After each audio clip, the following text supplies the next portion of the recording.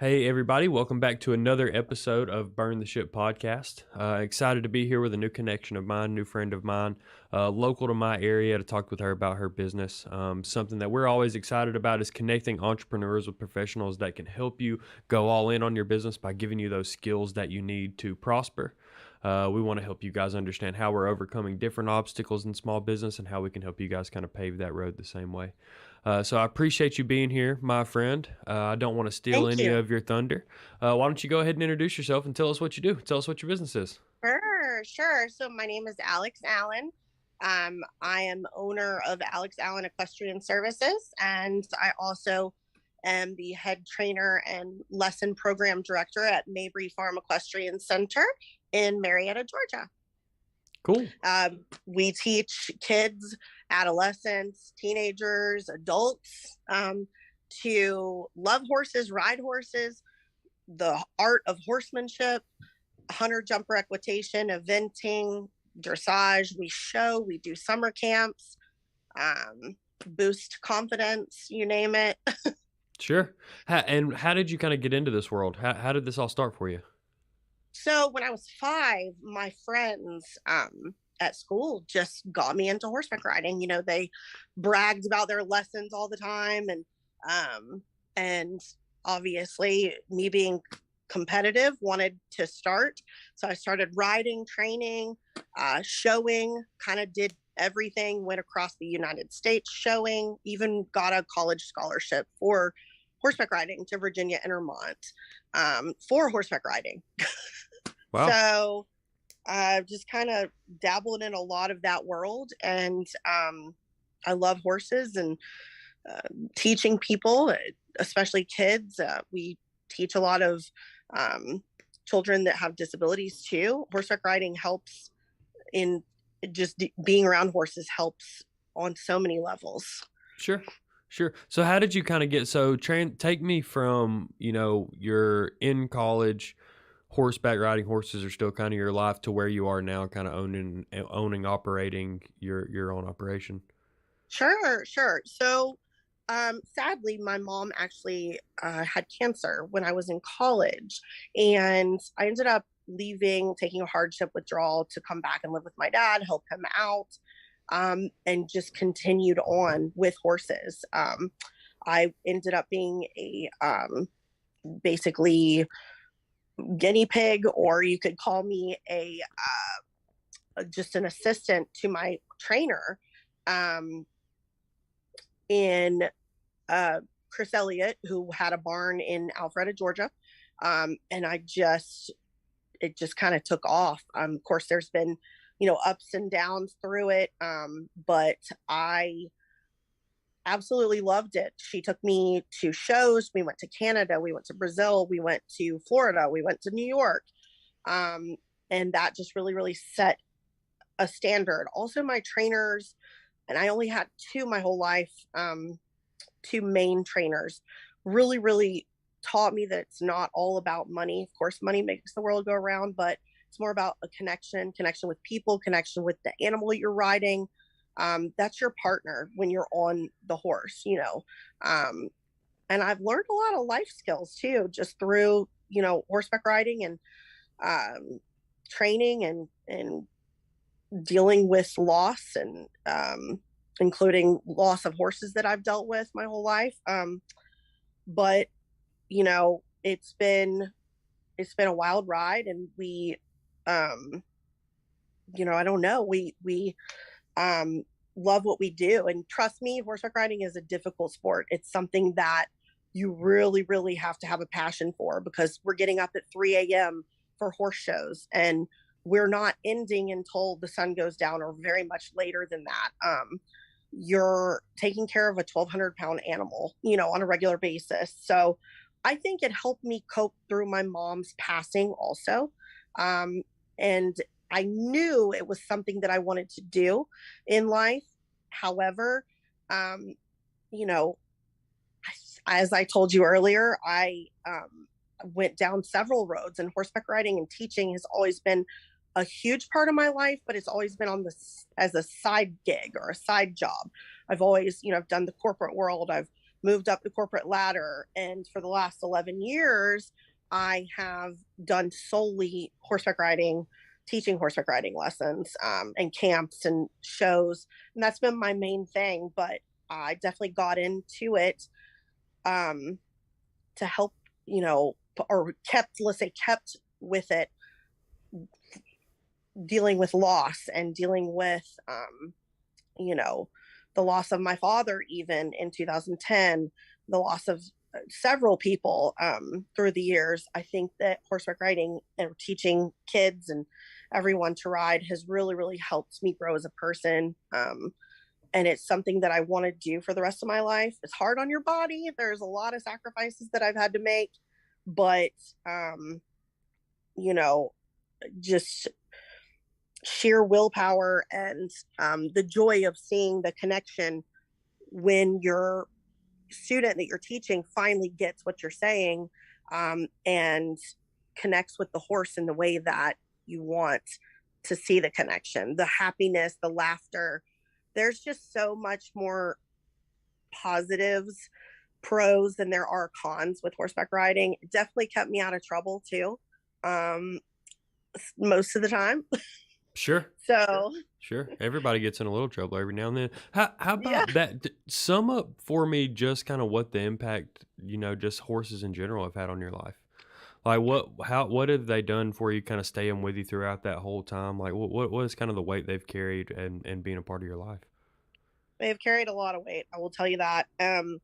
So, due to a lot of loss and a lot of, just a lot of um, really negative things that happened in my life, some that I put myself through, some that I definitely didn't deserve, didn't put myself through.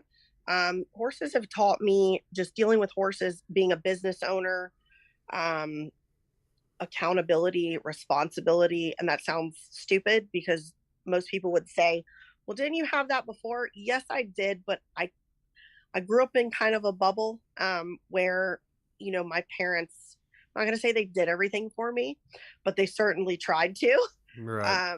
And so, having to care for several animals that obviously can't care for themselves, it's just taught me a lot of accountability. And it teaches my students that, because you do have, in the area that I do teach in, you've got a lot of kids who, and I don't know how to say this, but who are from affluent families and Hmm. they've been given everything. And they don't like it when I tell them no, or that they're doing something wrong. You know what I mean? Oh yeah. But I try to talk to them in a way like, let's take accountability for what we did and let's correct it. The first step is admitting that we've done something wrong so that we can fix it. Hmm. And I love that when I see these kids, and I mean, my kid's spoiled too, so I'm not being rude, but these kids that come from somewhat of a spoiled environment, they're finally going, oh, I'm like, why did the horse refuse to jump? Why did he do this? Because I dropped my eye, or I dropped my shoulder, and to see them admitting that as a positive thing and then fixing it, to me, that's huge. Because I can't tell you how many people in my life are scared to admit that they've done things wrong, or scared to admit that they're not perfect. And this is the sport where you can never achieve, even the Olympic riders, they don't achieve perfection. There's no such thing in this. There's always room to grow and learn. And it's also taught me selflessness, because, this is a little, detailed, but, or maybe TMI, but constantly having to be available for all my students. Again, we don't really do a lot of advertising. We don't market very much. It's all been word of mouth. And I can't tell you how many text messages I answer every single day for moving lessons or scheduling lessons or reaching out for camps or reaching out to start lessons, or so I have had to really turn myself over a little bit to my clients and to making them better people, and making sure they have a happy lesson, and just catering to the parents that of the students and the people that I teach. So selflessness, accountability, responsibility, Sure. things that I had growing up, but I'm going to say I took very much for granted. Sure. So those are huge. I think there's a link between everything that you're saying there too, between both the personal and the business side of things, because um, realistically, what you're saying here is that horseback riding held such a weight in your life, like it impacted your life in such a specific way, and then when you got into that business, you kind of understood that this thing, this sport, this activity, this event, whatever it is to Mhm. you, is going to hold that same kind of weight in these people's lives. So you have to kind of be responsive to the people that are paying you the same way that you would have been wanting to been responded to in that same situation because it was so important to you. You know what I mean? And I Absolutely. think that's a lesson for all business out there, owners out there, is kind of understand what your service, the value and the weight that it carries in people's lives, and kind of act accordingly. You know what I mean? Absolutely. Absolutely. And in life too. Not to, just a little to play off what I just said. It's really cool when you start seeing these kids again who are kind of used to getting what they want and their households revolve around them a little bit. And I'm guilty of it too. So, but it's really cool to have them, openly admit that they've done something wrong in life, like you said, not just in horseback riding while you're dealing with the horses or riding or grooming or whatever.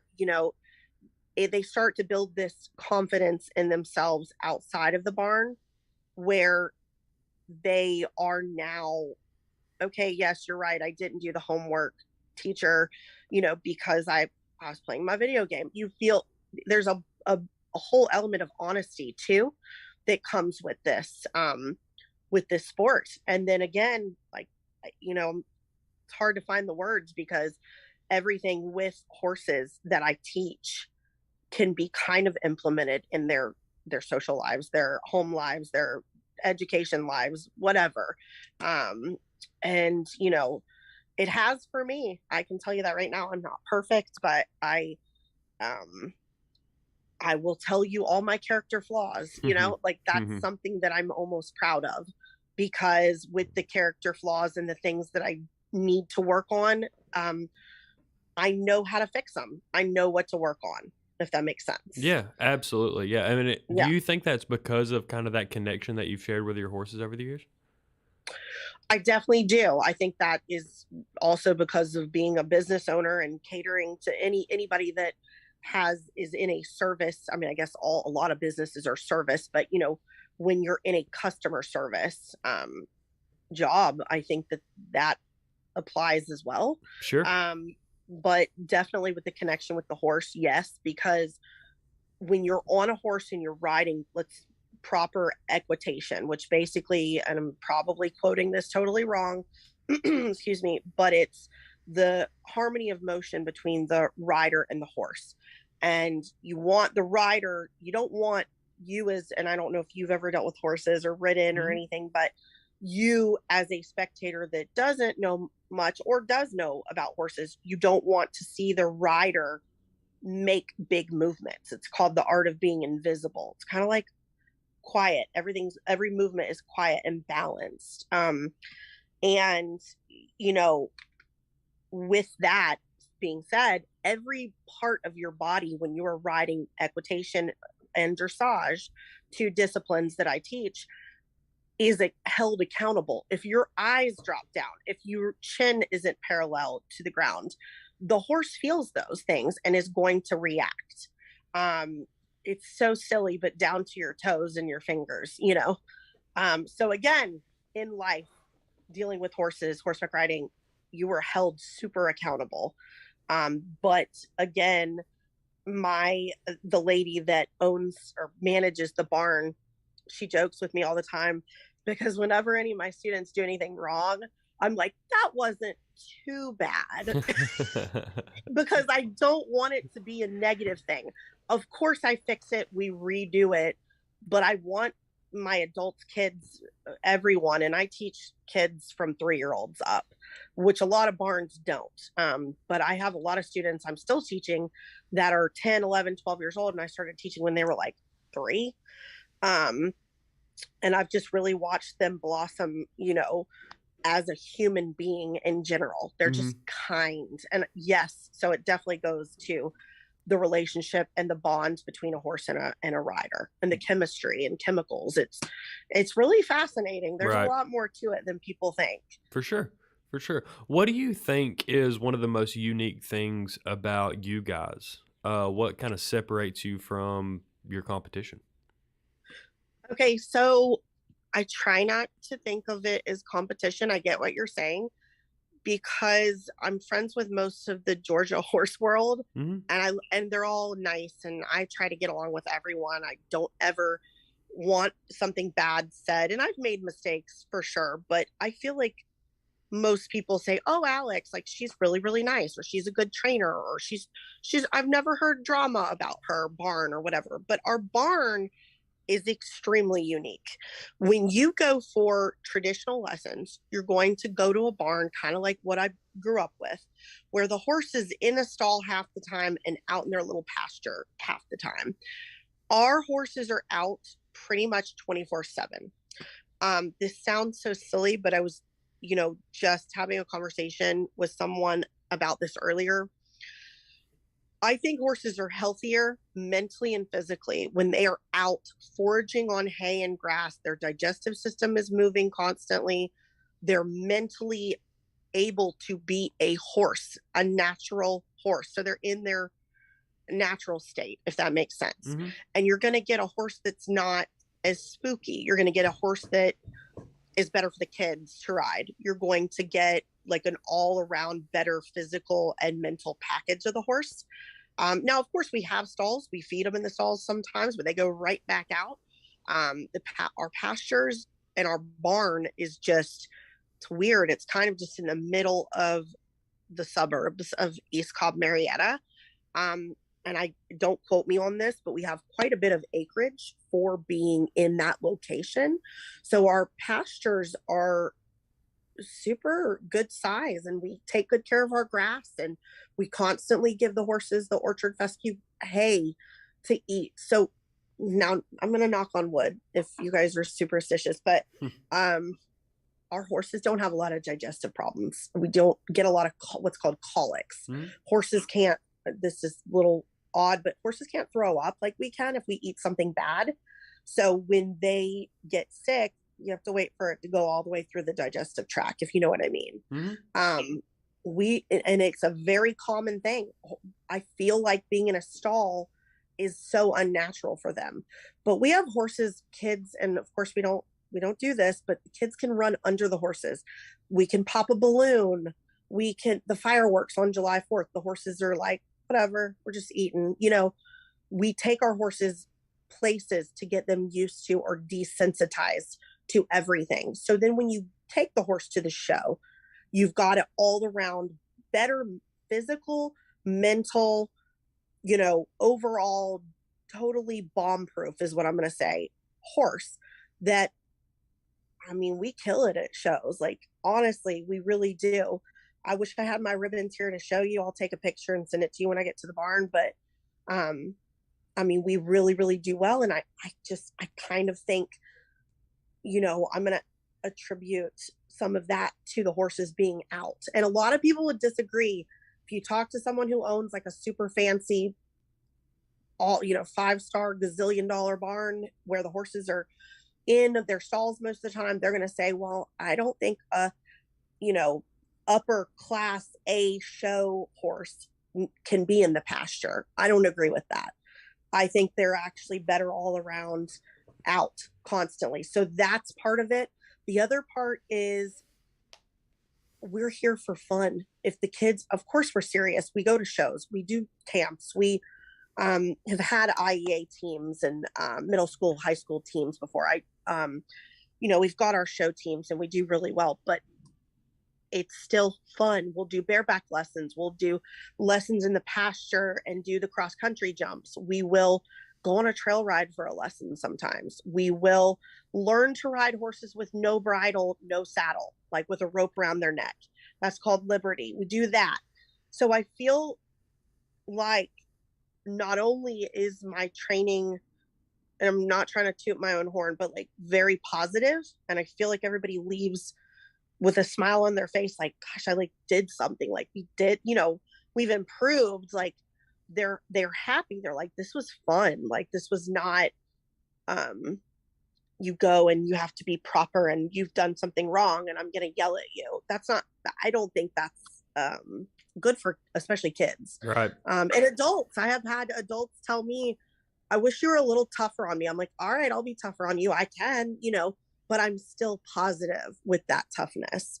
I see a lot of trainers that are great trainers at shows, like screaming at kids and being like, why'd you do that? What are you thinking? I'm like, I don't know about you, but I don't do well with things like that. I want you to boost me up, not down. We can talk about the things I do wrong. I will totally admit it and try to fix it.